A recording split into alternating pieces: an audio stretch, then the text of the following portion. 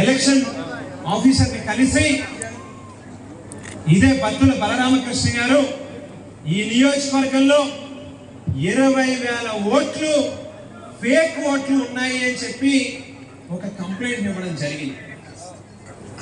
గడిచినటువంటి ఎన్నికల్లో 2019లో రాజానగరం నియోజకవర్గంలో ఆవేళ ఎంతైతే ఓటర్ల జాబితాలో ఓట్ల సంఖ్య ఉందో ఈవేళ కూడా ఒక 1000 ఓట్లు అటు ఇటుగా అంతే సంఖ్య ఉన్నది. మరి ఎక్కడ నుంచి 20,000 ఓట్లు ఫేక్ ఓట్లు వచ్చినాయి అని చెప్పి ఈ సందర్భంగా వాళ్ళని ఆత్మపరిశీలన చేసుకోమని చెప్పి అడుగుతా ఉన్నారు.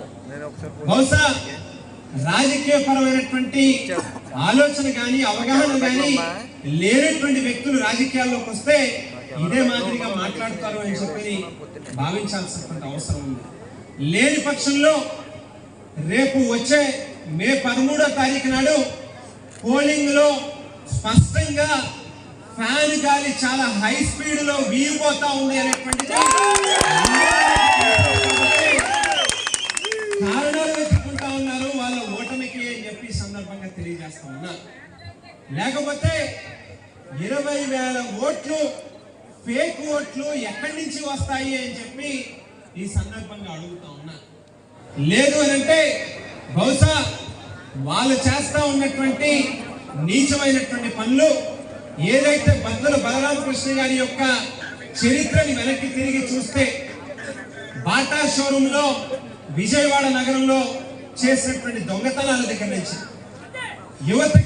యువకులకి ఉద్యోగాలు ఇప్పిస్తానని విదేశాలు పంపిస్తానని వాళ్ళ దగ్గర నుంచి లక్షల రూపాయలు వసూలు చేసి వారికి పంగనామాలు పెట్టినటువంటి పరిస్థితులు కావచ్చు.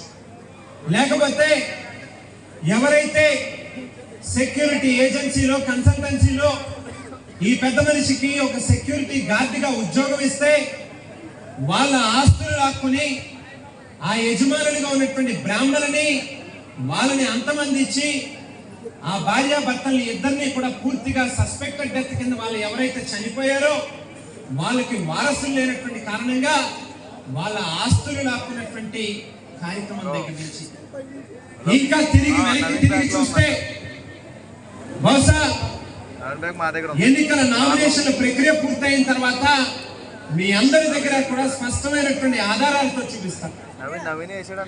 ఆఖరికి ఉమెన్ ట్రాఫికింగ్ అంటే మీ అందరికీ తెలుసా? ఆడవాళ్ళని విదేశాలకు అమ్మేసేటటువంటి పరిస్థితి.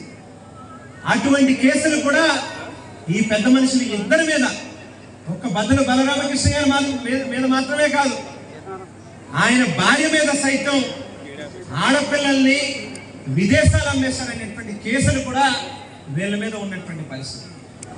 ఇటువంటి మనుషులు 2 ఏళ్లలో 3 ఏళ్లలో అక్రమంగా డబ్బులు సంపాదించి ఆ డబ్బులను తీసుకొచ్చి రాజకీయాల్లో వెదజల్లి రాత్రికి రాత్రే ఓ పెద్ద జాతీయ నాయకులుగా భావించి వాళ్ళకు పెద్ద పిక్చర్ ఇచ్చేటటువంటి కార్యక్రమం.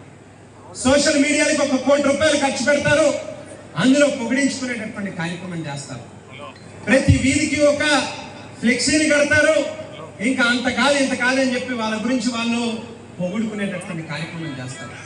ఇటువంటి నీచమైనటువంటి వ్యక్తులు రాజకీయాల్లోకి వచ్చి రాత్రికి రాత్రే ఎమ్మెల్యేలు అయిపోవాలని, లేకపోతే అంతకంటే పెద్ద పెద్ద పదవుల్లోకి వెళ్ళిపోవాలని చెప్పి ఆలోచన చేస్తూ ఉన్నటువంటి పరిస్థితుల్లో రాజకీయాలు ఎంత దిగజారిపోయినాయో ఆలోచించండి అని చెప్పి మిమ్మల్ని అందరినీ అడుగుతా ఉన్నా. దయచేసి వాళ్ళకి మనకి ఉన్నటువంటి వ్యత్యాసాన్ని ఈ నియోజకవర్గంలో ఉన్నటువంటి ప్రతి గడపలోని ప్రతి ఓటర్ దగ్గర కూడా ఖచ్చితంగా చర్చ అనేటువంటిది జరగాల్సినటువంటి అవసరం ఉంది.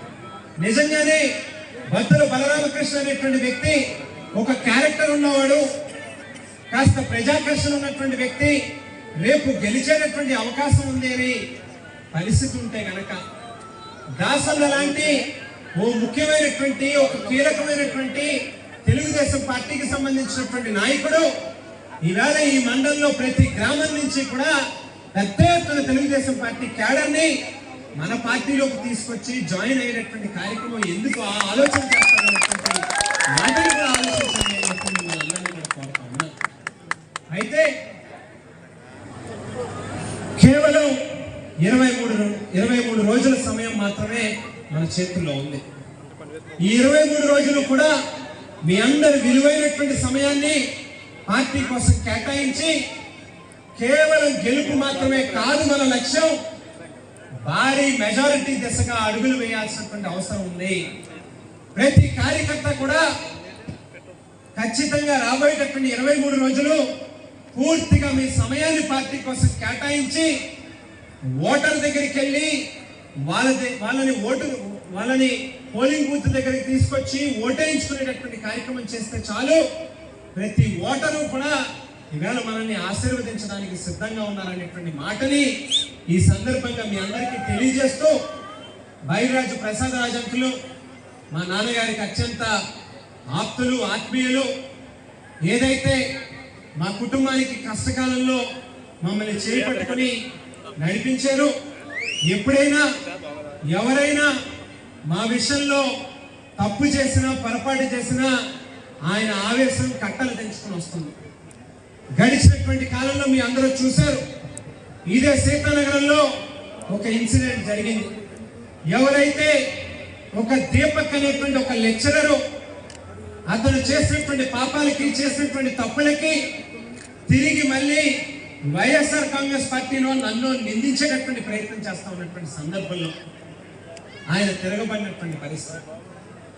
ఈవేళ అదే పులుగు దీపక్ గురించి ఆయన మీద ఉన్నటువంటి కేసులు ఇదే సీతానగరం నుంచి ట్రాన్స్ఫర్ అయ్యి గుంటూరు వెళ్ళిన తర్వాత ఆయన చేసినటువంటి పనులు, ఘనకార్యాల గురించి చూస్తే, గుంటూరులో ప్రభుత్వ జూనియర్ కాలేజీలో చదువుకుంటా ఉన్నటువంటి ఒక ఆడపిల్లని అన్యాయంగా ఆ పాప మీద, ఒక చిన్న పిల్ల మీద చాలా అన్యాయంగా ఆమె మీద మాటల్లో చెప్పలేనటువంటి రీతిలో ప్రవర్తన చేస్తే కేసులు కట్టి గుంటూరులో సెంట్రల్ జైల్లో 3 నెలల పాటు రిమైండ్కి పంపించినటువంటి పరిస్థితి.